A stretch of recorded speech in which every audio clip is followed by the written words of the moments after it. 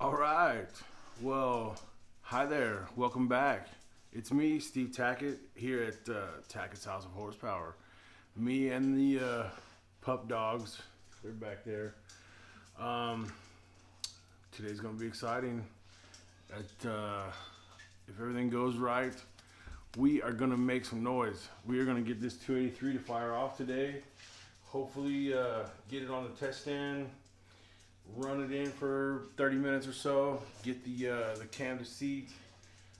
Hopefully we don't have any issues, and we're gonna have ourselves a brand new 283 going into our little Okie station wagon. So I'm excited.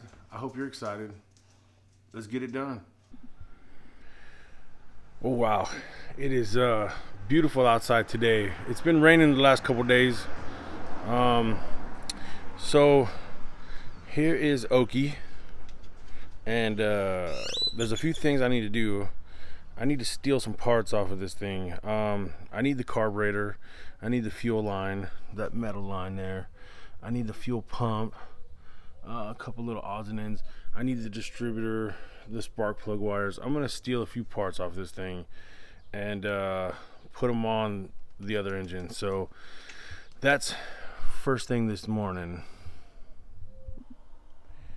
Okay, I finished my shopping spree, removing parts from the old engine, and now we have a mess on the workbench. So we're gonna fix that though. We're gonna put all that stuff on the engine, and then it'll be ready to fire up.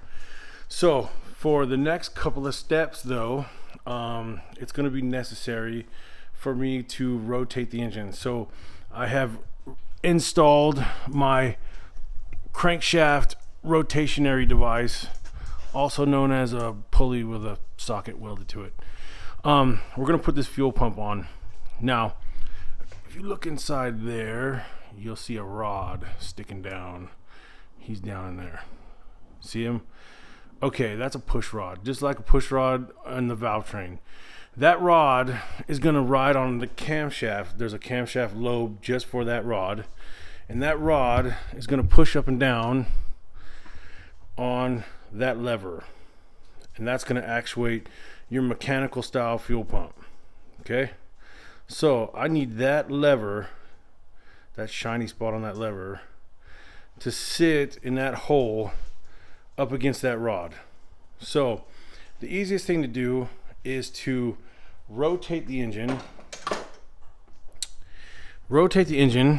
and stick your finger in the hole, and you'll feel that rod come down and then back up. And you want to be on base circle, just like adjusting valves. You want to put that rod on base circle. Hi, Oliver. You want to put that rod on base circle so it's up as high as it'll go, so you have the most room you can to help you get that fuel pump on. And then there's two bolts that hold it, and obviously a gasket's going to go on there too. So I'm going to do that now. We're going to rotate the engine, make sure I'm all the way up, and go ahead and slap the fuel pump on it. Okay, so just like I said, I'm going to high scout. You're going to get in the way, huh? Yeah. All right, I'm going to put my finger high over. You guys are such big helpers. Stick your finger in that hole. Can you stick your finger in there? How about your nubby tail? Stick it in there. All right, put your finger in there. Push up on that rod. It's pretty close to the top now, but we're gonna rotate it around. Oh, it's going up. Oh yeah.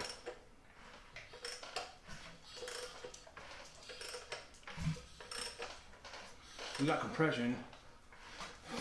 The spark plugs are in it. All right, it's coming down.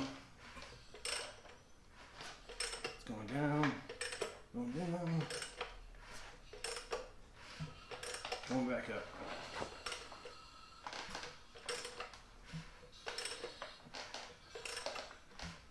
Okay. Yeah, that's all the way up. Once the rod is all the way up, luckily it's kind of staying there. That's good. You know, there is another method to this. If you look right here, come here. Come over here and look. if you look right here is a bolt hole. That bolt hole goes through to the rod. So you can take this bolt out and put a long bolt in it and just push the rod up with your finger and tighten it down, and this will tighten down onto the rod and hold it for you if you want to do it that way. You can do it that way, but make sure you take the long bolt out when you're done and put a little short bolt back in it with some silicone on it, because this will leak oil. So that will leak oil for sure. Right now I don't need to do that. It's staying up. The rod is staying up by itself, so I don't know if you can see in there or not. But anyway, set you back down there. Okay, next. Okay, make sure the rod is staying up. It is. Cool. I got my gasket ready to go. Stick it on here. Just line it up with the holes.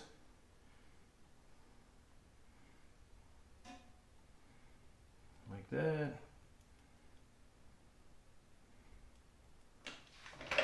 Okay.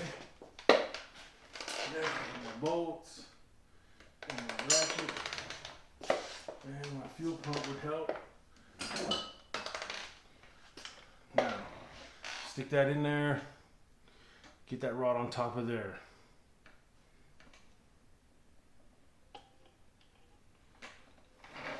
Just like that. So you end up with that. Bolts all tight, gaskets in there. And that's gonna go on up to the carburetor. So we got, next stop, carburetor. Okay, here we go. Next stop is the carburetor. But before I put the carburetor on, I gotta put this little thermal spring on here. This is gonna control the choke. So this sits on top of the intake manifold, right above the exhaust crossover. And this spring is, like I said, thermal. So when it gets hot, it'll have less tension. When it's cold, it has more tension. So that controls your choke flapper guy. And it sits right here next to the carburetor. So stick that guy right there. Ta-da! Next, you can set the carburetor on there. And this is a new carburetor. It's only been on the other engine for a short amount of time, and it runs good. So I'm gonna go ahead and keep it. I have another one I could rebuild and try, but especially for your first fire up, you want to use a known good carburetor. New gasket, of course. Stick it on here. The reason for that is, like I said, this is a flat tappet cam, and we talked about that in another video. Those lifters have to seat in the first 20-30 minutes of runtime. So I need to make sure you can't have carburetor issues and timing issues and valve adjustment issues and stuff like that. You need to have all those issues worked out before you fire it up, because you want this thing to fire up and run. Literally, the first time you hit the key, you want this thing to fire up and run without any trouble. Because if you're messing with the carburetor, it's stalling, it's dying, it's popping, it's giving you all kinds of trouble. If you're having issues, what's going to happen is you're not going to get the braking done on the cam right. And the more you crank it and start and stop and this and that, what you're doing is you're going to wipe all the cam lube off of the cam, and it's not going to be there when you need it. So it's always good to run a known good carburetor. Sometimes I'll take a carburetor off another engine that I know works. You don't ever want to break in a camshaft with a carburetor you're going to have to mess with. So this is good. Taking this one I know works. It came off a little 283 just like this one, so it's going to be fine. So I know I'm not going to have to mess with the carburetor. I don't have to adjust floats or idle mixture screws or anything. This thing should just hit the key and fire right up. Go ahead and tighten that down and put the fuel line on.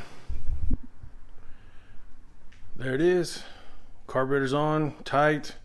Fuel line, fuel pump is on and tight. PCV valve is hooked up. I stuck the breather in there. Got the spring on it. We're getting close. So we got air and fuel. Next we need spark. So we're missing a distributor. Now what we're gonna do here on this engine is we're gonna put an HEI distributor on it. I know that's not what it originally came with, but this is probably the best distributor ever made.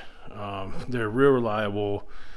They put out a good amount of spark for a street engine, mild performance. You really can't beat an HEI distributor. So I know we're getting rid of the coil and the points, but the external coil and points, but we're going to put an HEI distributor on here just for reliability reasons and for just ease of use, I guess. I took the fan off so we can look at this better. We're going to drop in the distributor, and so we need to talk about this for a minute because I want everyone to understand. Now, a lot of you probably know enough or have done this enough times. You think, all right, it's pretty simple. Just put your timing mark on 0. Line up your timing mark at 0. Top dead center. Go ahead, drop your distributor in. That's where the rotor is going to point, and that's where your number 1 spark plug is going to be. You can do that, and you will be wrong 50% of the time. And here's why. Remember, this is a 4-stroke engine. So that means the piston, number 1 piston, we're only gonna think about number 1 right now. So number 1 piston is right here in the front. Crankshaft's right here. Now, think about this. Your 4 strokes, suck, squeeze, bang, and blow. We'll start at the beginning. The piston is all the way at the top dead center. We're on our timing mark. Put our timing mark on 0. Let's say you're on the first stroke. The piston's gonna head down. So when the crankshaft starts to turn, the crankshaft is turning clockwise. So if you're at top dead center number 1 and your timing mark is lined up on 0, we start to rotate the crankshaft. When the crankshaft gets half a rotation, the piston's gonna go from top dead center to bottom dead center. That's gonna be my intake stroke, stroke number 1. So the intake valve is gonna be open. Your piston's gonna start heading down. Crankshaft's gonna turn half a rotation to bottom dead center. So your timing mark will go from 0 over here to all the way over here, 180 degrees. Now, that's 1 stroke. So when it gets to the bottom, you're gonna start to finish that first rotation. The piston's gonna come back up. That's gonna be your compression stroke. When it gets to the top, again, when it gets to the mark, that's going to be top dead center compression stroke. That's where we want to put our distributor. That's where we're going to fire the spark plug. Boom, spark plug fires, explosion happens, the piston's going to head down. That's going to be my power stroke. Suck, squeeze, bang, blow. So on the 3rd stroke, it's going to head back down. Piston's heading down, it's making power. It's pushing the crankshaft. When it gets to the bottom, the exhaust valve is going to open. The crankshaft's going to come back up. The piston's going to come back up. It's going to push my exhaust out my exhaust pipes. So that being said, with 4 strokes, 2 of them are going to be on top and 2 of them are going to be on the bottom. Well, if you just put the mark over here on 0 and go ahead and drop your distributor in, boom, and call it a day, you're going to be wrong 50% of the time, because you could be on the compression stroke or you could be on the exhaust stroke. So you can't fire the spark plug on the exhaust stroke. If you do, the engine's not going to run. It's going to backfire, it's going to pop, spit, all kinds of stuff. It's not going to run. You're going to be what's called 180 out on your ignition timing. All right, so remember what I said. I want this engine to fire off and run the first try. So I can't take that risk of just dropping the distributor in and maybe I'm right, maybe I'm wrong. It could be top dead center compression stroke or it could be top dead center exhaust stroke. Well, I don't want to take a 50-50 guess at it. So what I do is I take this first valve cover off and then we're going to rotate the engine and we're going to watch the rocker arms. Alright, so I turned it sideways so we can see a little bit better. Alright, so I'm going to start rotating the crankshaft. Now, I don't know where it is right now because I've been turning the motor, I've been doing all kinds of stuff, so I don't know where it is right now. So I'm going to just start turning and we're going to watch these rocker arms. And I'm going to look at my timing mark down here and then we'll determine where it is. So if I start rotating the crankshaft clockwise, oh look, the exhaust valve is open right now. So right now the piston should be at the bottom, and it is. I see my mark over here. That means the piston's on its way up. Exhaust valve's all the way open. There it comes. There. That's on 0. If I drop my distributor in right now, I'd be 180 out. So can't have that. So we need to go around one more turn. Right now the exhaust valve is just closed, so the intake valve should open next, and the piston's going to start heading down. There it is. It's all the way open. Come around one more time. The intake valve is going to close. Now the piston's going to start heading back up. It is. It's building compression right now. So when this mark on my harmonic balancer gets to 0, I'm going to stop. And then that right there. That is 0.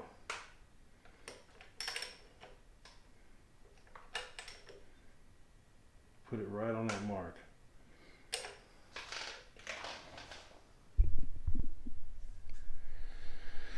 All right, I'll bring it down close so you can see.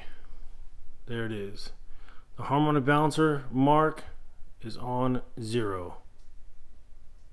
So we are ready to drop in the distributor. I'm for sure positive that we are on top dead center, number 1 compression stroke. Now, there is another way you can do this. If you got a car and the engine's in the car and you got a buddy with you, you can remove the number 1 spark plug and stick your thumb over the hole, and you can have your buddy tap the key, tap the key, tap the key, and you'll feel it blow your thumb off, and then you'll know, hey, I'm on the compression stroke, and you can get your mark and you'll know that, okay, the piston's coming up, I'm on the compression stroke.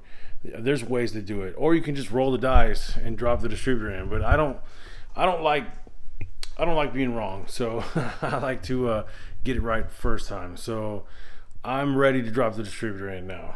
Okay, so dropping in the distributor. Honestly, it doesn't really care where you put it. You can actually put it anywhere you want, as long as where you put it, that's where number 1 spark plug wire needs to be. But me personally, I like to make it point right at the number 1 spark plug. So I'll put the vacuum advance over here, and I like to put the rotor pointing right at the number 1 spark plug. So I'm going to drop this in, and I'm going to try and catch the teeth of the gear, and I'm also going to try and catch the oil pump rod. Now remember, down there in the bottom you got your oil pump rod, and it's got a end on it that looks like this. The distributor has an end that looks like that. So when they go together, it's going to look like this. The problem is it never goes in that easy. You're going to be off, and you're going to bounce it one tooth, another tooth, until you get it to line up. Now you can take a flathead screwdriver or a long flathead screwdriver and reach down there and spin this thing to try to point where you want it, try to get it to line up. But it usually takes a few tries. But you'll know you got it when the lip of the distributor comes all the way down to the intake manifold. Your first few tries is probably going to end up like this. You're going to feel the distributor go clunk all the way down, and you're going to see the gap right there. The reason why that gap is there is because the distributor is not down. It's sitting on the oil pump drive rod.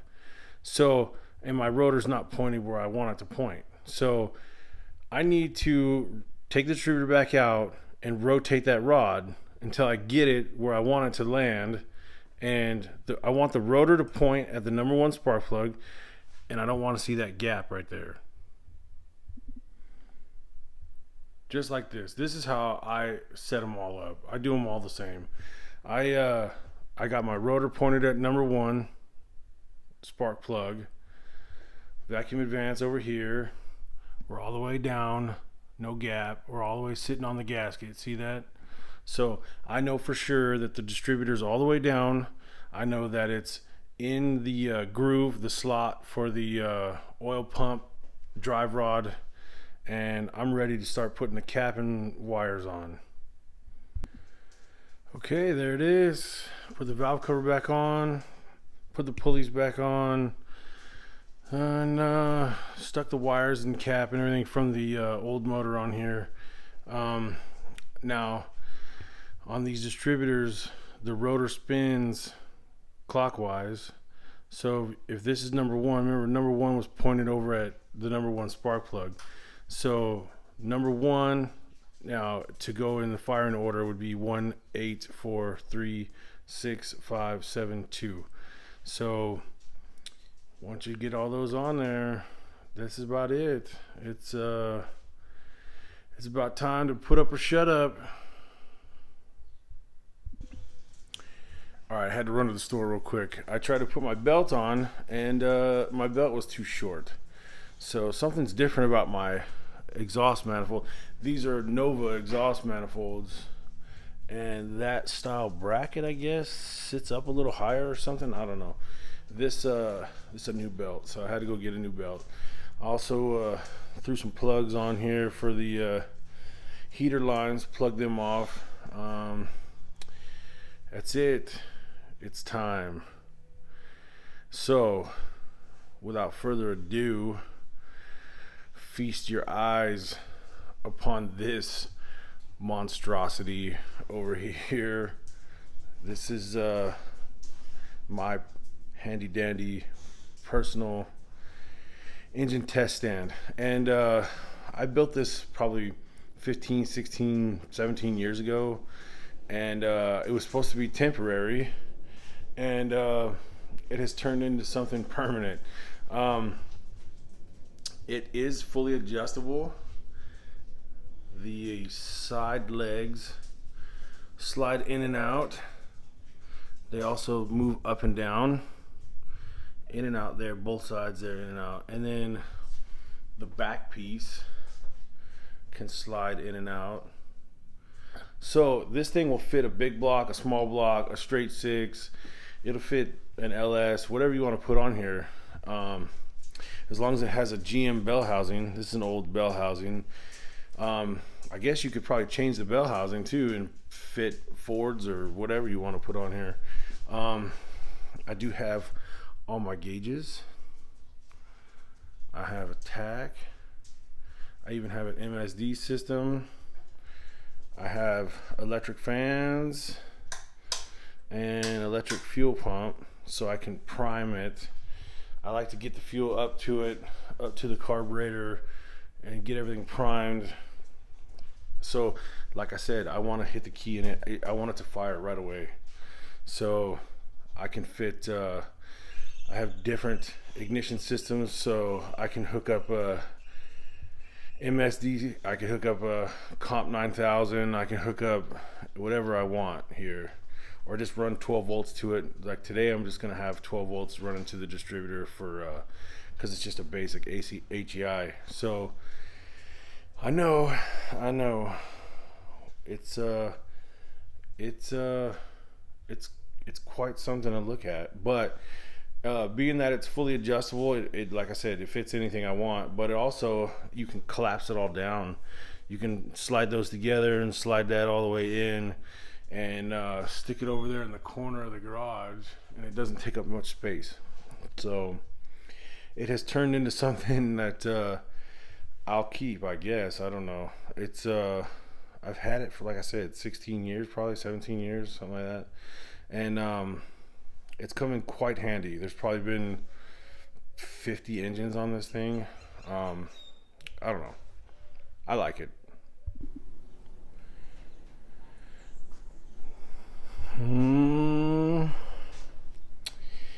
Well, look at here. It's that time. We got fuel. We got a radiator full of water. Don't mind my radiator hose situation here. My guy, he points the wrong direction, so I had to get kind of creative with this upper radiator hose. Hopefully it doesn't get sucked in the fan. We'll be good. Most likely it's gonna leak though, so I don't know. It's all good. We are ready. I'm a little nervous, but I'm sure it's gonna be fine.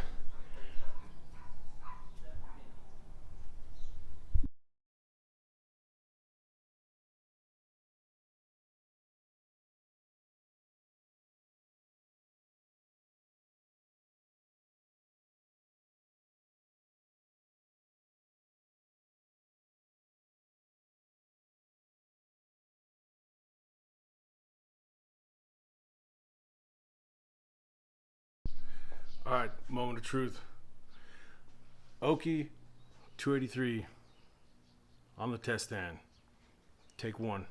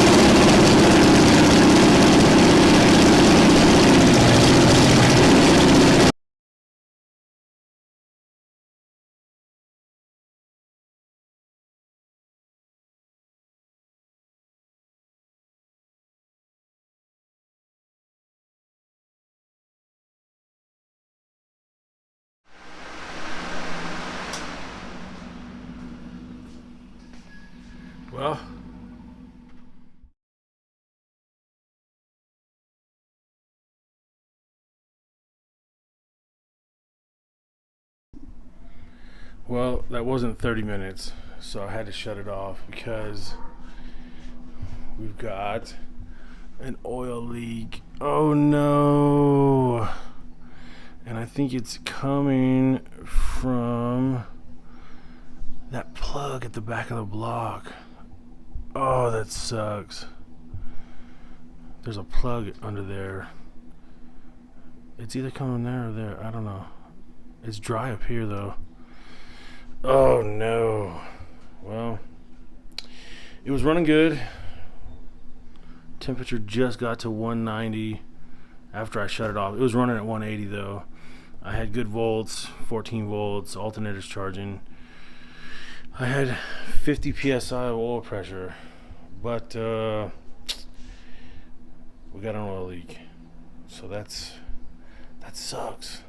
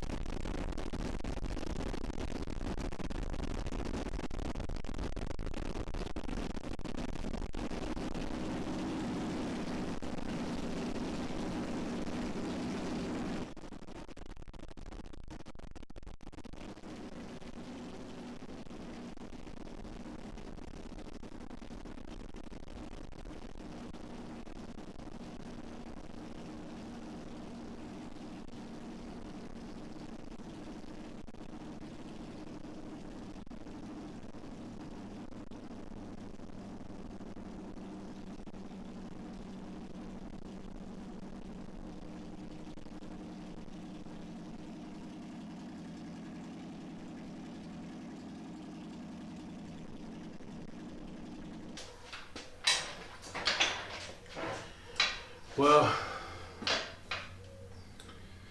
there you have it. I'm happy, but I'm not happy. That sucks. It's got an oil leak, but it ran good. Good oil pressure. Ran 40 minutes or so. Good temperature, stayed at 180 the whole time. 45 psi oil pressure. Oil looks good. Check the dipstick stuff. I don't see no metal shavings or anything. Nothing clanging or banging. No rod knock, nothing like that. No valves ticking and clacking. So far so good as far as that goes. The oil though, man, that sucks. The oil leak. I think that head's gonna have to come off in order to get to that plug.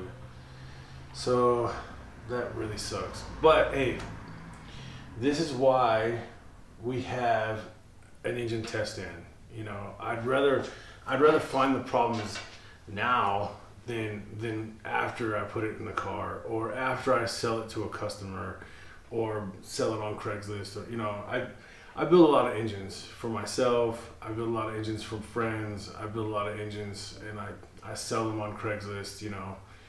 And I prefer to take and use this test stand, you know, because if there's something wrong or if something's gonna fail, I want it to happen now.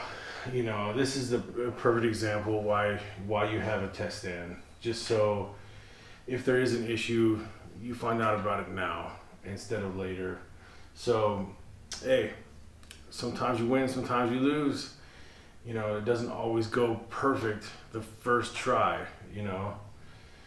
So we're gonna have to pull that off and get it fixed. But it's just time and money and effort and a lot of gaskets and I don't know. Anyways, thanks for watching. But that's it for the first engine build. Next time you see it, hopefully I'll be installing it. So take it easy.